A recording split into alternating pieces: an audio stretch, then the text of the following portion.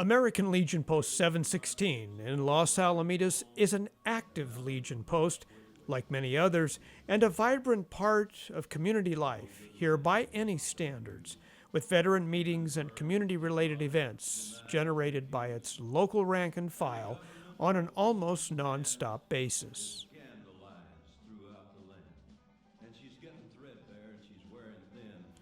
But recently, Post 716 collaborated with several other California American Legion posts to host an event no California Legion post has yet done, to recognize with a ceremonial event day the sacrifice and valor shown by Vietnam veterans in particular, suffering from the delayed effects of Agent Orange.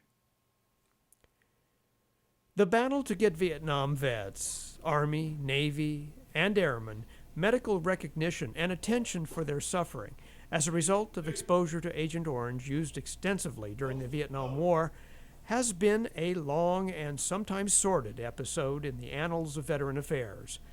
But on this day, Post 716 stepped up and hosted the first Legion of the Silver Rose induction ceremony in California.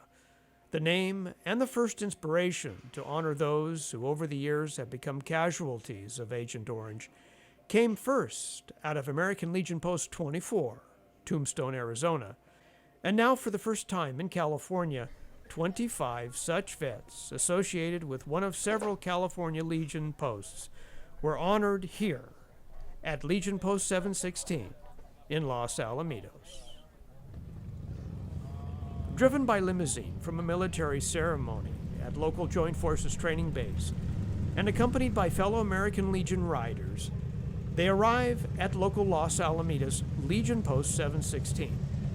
25 California Vietnam vets suffering from and diagnosed with Agent Orange, the first to be honored at this first annual Legion of the Silver Rose ceremony and luncheon.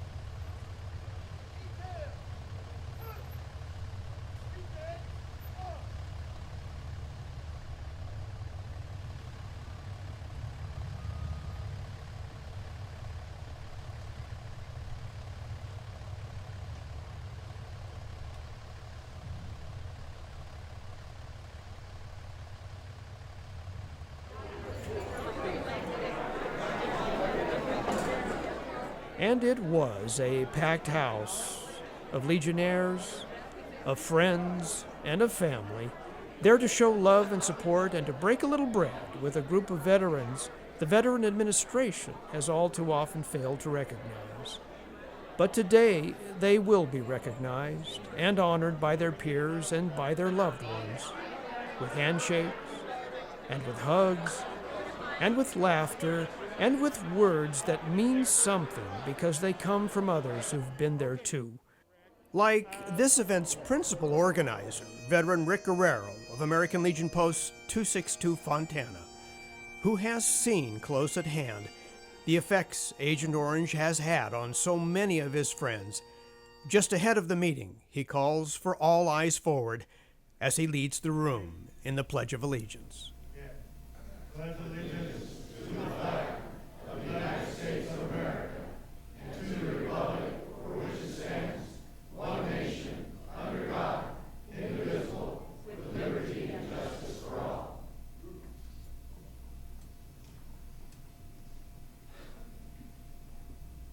At this time, I'm going to have Randall Lee come forward. Randall Lee is going to sing the national anthem.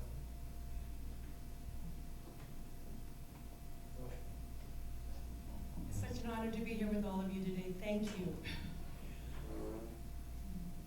Oh, say, can you see by the dawn's early light what so proudly we hailed at the twilight's last gleaming, whose broad stripes and bright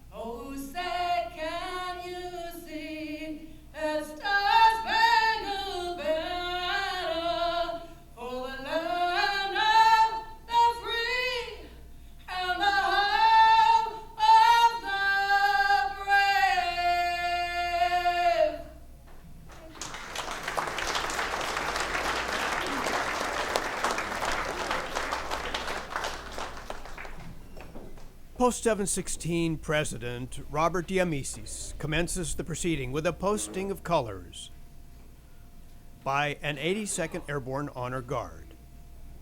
Sergeant of Arms, at this time, can you please post the POW MIA chair flag? And a special MIA POW recognition that begins all formal meetings of this Legion post. In defense of liberty and a full accounting of those missing. Let us rededicate ourselves to this endeavor.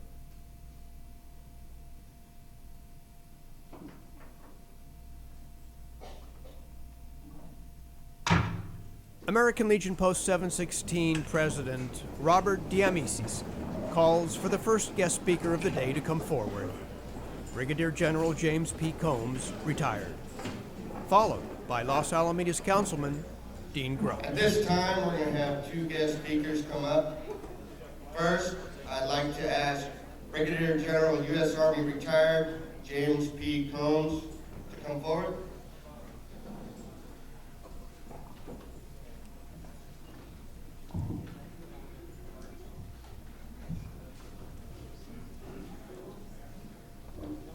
Good afternoon, brothers and sisters. How are we doing? What an honor it is, sincerely, for me to stand before you. Because frankly, from my heart, I believe any one of you could stand up here. Because your stories are equally, if not more important, told. I was asked to do this, and I must say that I was proud to be a part of this post and a charter member of the Riders of 716. And over the years, I've grown in deep admiration for the many programs that are sponsored in Americanism, by the Riders, and honoring America's values, our great Constitution, and the heritage of America. But this may be one of the more solemn and important ceremonies that we'll ever conduct in the course of the year. It is incredibly important to remember the bravest among us, the ones that may be, in fact, suffering the longest, as a consequence of being an Agent Orange veteran. And their families suffer as a result of the actions of both our government and in their ignorance. But I am profoundly appreciative of this sense of duty, the incredible amount of courage displayed, and the deep sacrifices been made by the veterans that experienced toxin poisoning, and the effects that that had, in fact, on their families. What most of you don't know is I've led an activism life on Agent Orange since I got back. Led the fight, or with the fight, against the companies that built it because our government wouldn't respond. Walked the halls of Washington, D.C., trying to wake up this sleeping or ignoring disposition on the part of the politicians not to embrace the realities of the research that had a direct connection between these toxins and the well-being of our veterans when they returned home. You see, I served with the 1st Infantry Division very proudly in An Loc, which was west of Saigon. We worked with the 25th Infantry Division in the 1st Cav. We used Agent Orange before we went in, during our operations, and after. Our primary mission with the Rome Plaza of the 1st Engineers was to destroy the jungle access routes into Saigon and South Vietnam, to destroy the bunker complexes, and then later to keep Highway 13 open north of Saigon. But throughout that entire period, extensive use of the Agent Orange was employed. Standing with you today, I do have this sad message, but I also have a message of extraordinary pride. Pride that I have in those of you seated here today, your families, what you've brought to America, what commitments that you've had to the ideals of our democracy, your profound appreciation for the values that stood up our democracy and compelled 4 presidents to ask us to go over and serve in Vietnam. As our commanders-in-chief, not appreciating or knowing the changing, deadly, poisonous effects of Agent Orange. They clearly would not have done it. Our ignorance wounded our veterans over there very deeply. And for 50 years we have carried on this fight in a profound effort to educate and compel our government to stand up and embrace Agent Orange veterans, the Vietnamese that fought alongside us, the sons and daughters of families who have been maimed for life as a byproduct of that toxin entering their system. We can't turn our back on that issue, and nor will we ever until I find my grave. It is important to stand with each and every veteran that suffered the consequence of this horrible legacy that we've left from Vietnam. But despite this pain, despite the anguish that it has created, I stand shoulder to shoulder with a great sense of pride in our country, a deepened commitment to make our country the best country in the world, and to keep it that way, to reach out and be a compassionate soldier, to lift up those that are maimed or killed on our side and theirs. As we recover, we forgive, and we move on as a nation.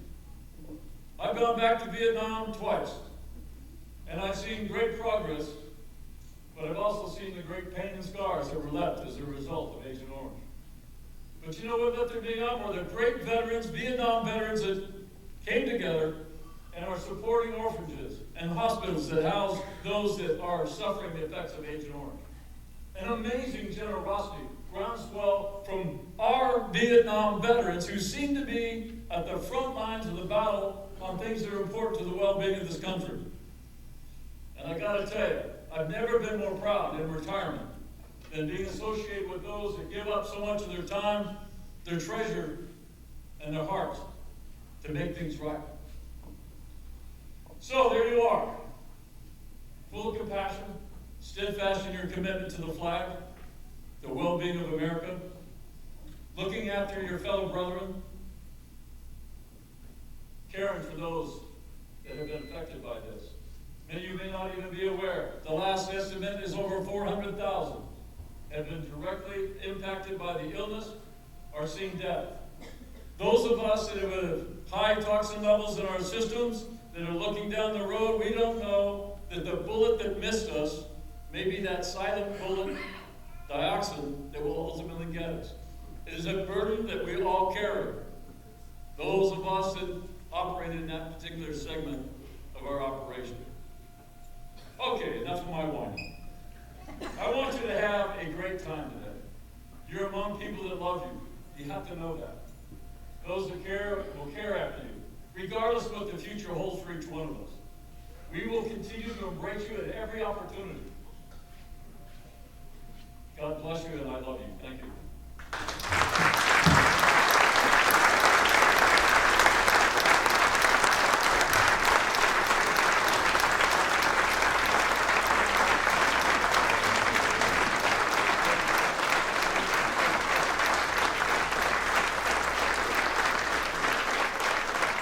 It's a challenging and difficult subject for many, many people. But I'm here today because I was a soldier in Vietnam that served with the 1st Engineers, 1st Infantry. We had extensive use of Agent Orange in the area around An Loc that I was providing support to. And it's from that point on, some almost now 50 years ago, there's been a long journey in recognizing several really important aspects of the use of Agent Orange in Vietnam. Most people don't realize that we had over 20 million gallons of Agent Orange spread both in the air from aircraft and on the ground through trucks. And it was a defoliant effort so that we could expose the enemy and protect our lines of logistics in Vietnam. Our primary mission in Vietnam was to use Agent Orange as a way to prevent infiltration. Well, the effect of that was not known at the time. There was general ignorance across the board on the implications environmentally and on individuals. And what we discovered through subsequent research, and which happened relatively fast, was this was really quite deadly. It had a pervasive effect on the well-being and health of all living things, and of course the vegetation there in Vietnam. The unfortunate part is this particular wound of the war did not leave when they returned. This particular dioxin was insidious in that it enters the body and it can show up at a later time. when we started experiencing the loss of a lot of our fellow warriors from Vietnam, we discovered that there was far more to this than met the eye. That initiated a whole series of studies and examination, both by the Army and by the people in the chemical medical arena. Ultimately, the failure of the government to act precipitated the veterans themselves taking to action to expose the fact that there was a significant issue that needed to be resolved. But that led to a civil suit against the chemical companies, which was largely dismissed in the courts because of the lack of research background doing a direct connection between the use of the dioxins and the impact on the individuals. Well, as the research developed and matured, it became unequivocally obvious that the dioxin would hook itself and have a direct impact on cells production, which really destroyed the immune system and the normal operating systems inside the body. Well, the byproduct of that, of course, was that individuals were dying at a much faster rate, and we finally got the VA to recognize that this was a problem that had to be addressed because of the scope of it was so great. At the end of the day, many veterans like myself went back to Vietnam. We looked at the ground. We understand that there was a major, what they call hot spots, that had to be cleaned up throughout Vietnam. And the impact on not only our soldiers, but on our families and the next generation was severe. The dioxin proved to have an effect on deformities. And that also impacted anyone that went over the hot spots in South Vietnam after we departed. So this was a problem that we all owned as a result of this war. And what today was about was an inability of, frankly, the system to recognize with the Purple Heart the suffering and the stress caused as a result of their actions, our actions in South Vietnam. The Silver Rose grew out of a very emotional and meaningful experience of family members when they lost their loved ones. And they wanted to recognize and comfort those that had sacrificed so immensely over the last 50 years. And many still are suffering and dying as a consequence, as the agent has had a different effect on different individuals. The latest reports that we've seen recently show that we are literally in the hundreds of thousands that are still suffering with that illness and dying as a direct result of having either served or been the child of someone that had served over there and had handicaps when they were born. So you can see it's a sad story, but today's story isn't all sad. It's about pride. It's about a very prideful group of individuals that love their country, believe in the values and the democracy that we collectively fought for while we were in Vietnam, that we sustain our commitment for, even with all these tragedies. There's a clear recognition it's the best country in the world. But we are also equally committed to correcting the issues associated with Agent Orange. What we're advocating is that not so much VA, because VA is restricted by federal policy. The policymakers are politicians, and our legislators have got to recognize this problem and legislate the resources necessary to complete the research and to expand the support not only to the veterans but to their siblings. And we need to remain committed until the orphans are properly cared for in South Vietnam, and those that are handicapped as a result of the toxin, and then here at home, ensuring that we provide appropriate recognition and medical support to anyone impacted by this poisonous toxin. Well, that's going to be hard for our Councilman, Mr. Dean Gross, to follow, but I think I've actually worked with Mr. Gross on many things, and I'm proud to say that he partners with us many times. So, next, please accept Councilman Dean Gross.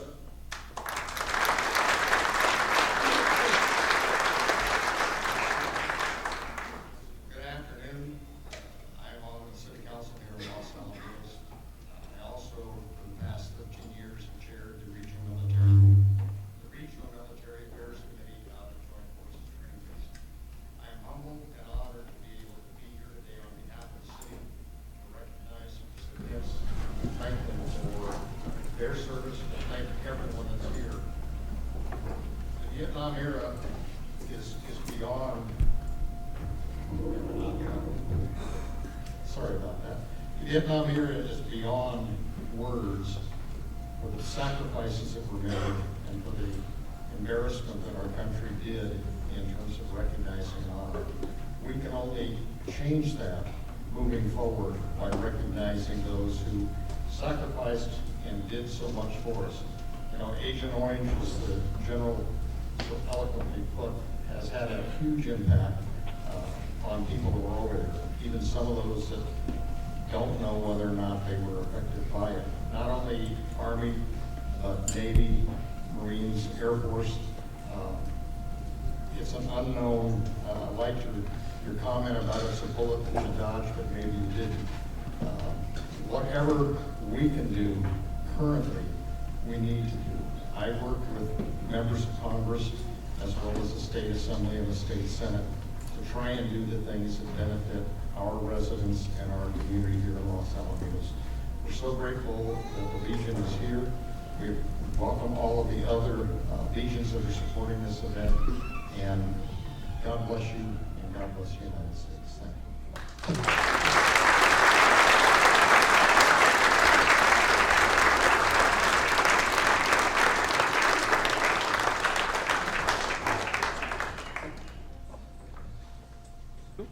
At this time, I'd like to bring up Once again, Mr. American Rick Legion Guerrero. Post 262 past president Rick Guerrero steps forward and calls for the honorees to be called out and brought forward to collect their certificates of recognition.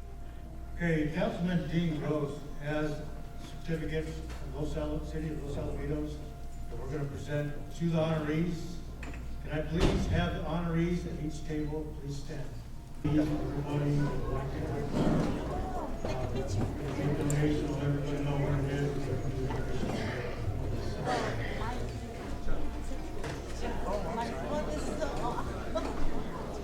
TV, there's going to be a TV right here, Larry Barr.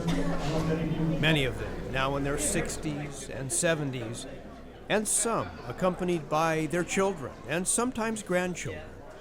That's how long many of these vets have suffered in silence from the effects of Agent Orange.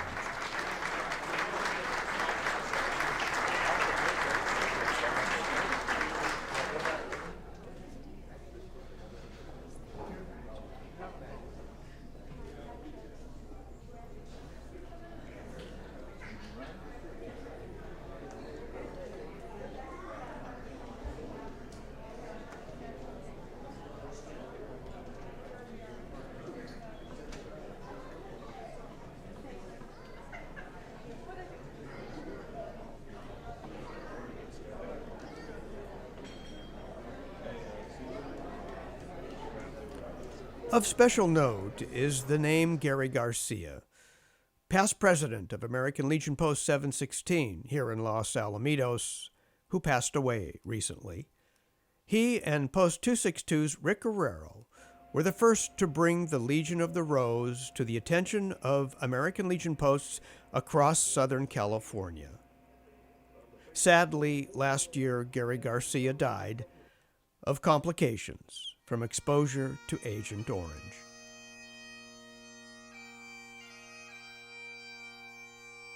The Scottish pipes of Second Class Petty Officer Jeremy Cook filled the room, while all in attendance viewed a short montage video of images from the Vietnam War, honoring some of those who have made the ultimate sacrifice.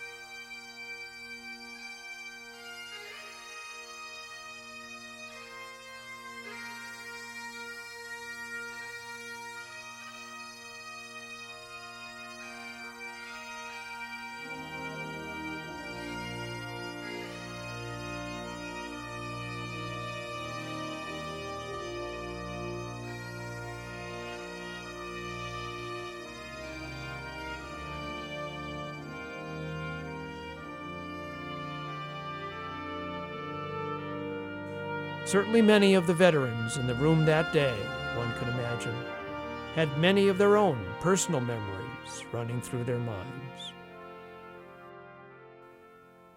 Another suffering Agent Orange veteran present on this day was Dennis Magnuson. Now a musician struggling with his health, he wrote the following haunting ballad on the subject of sacrifice for your country. Dennis G. Magnuson, United States Army. Dennis himself suffers from multiple Agent Orange symptoms, familiar to many of his fellow Vietnam veterans in the hall on this day, as his song, Soldiers Die Every Day, speaks passionately for them. It doesn't matter as you crawl through the night. It doesn't matter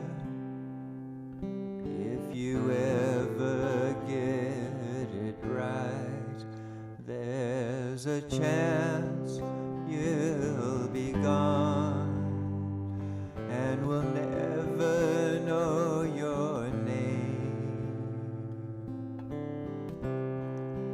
Soldiers die every day.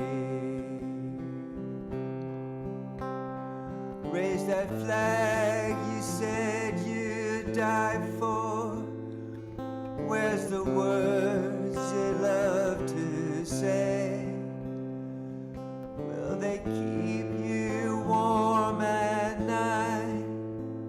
Will they get you through the day when there's nothing left for heroes now that you're home? Oh, there's nothing left for heroes now that you're home.